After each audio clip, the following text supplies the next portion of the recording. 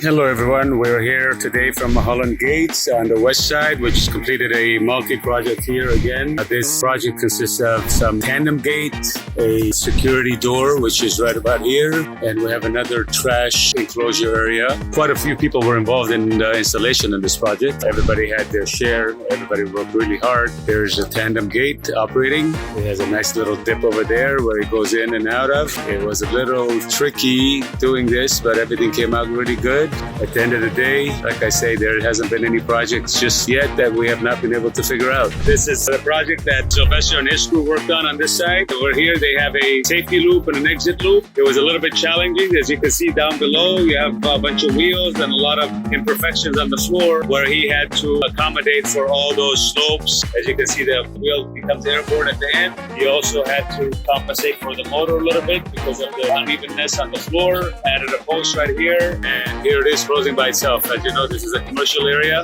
and it needs to close within 10 seconds. Everything looks good, works properly. Beautiful job, beautiful product. We'll see you on the next beautiful installation from Mulholland brand.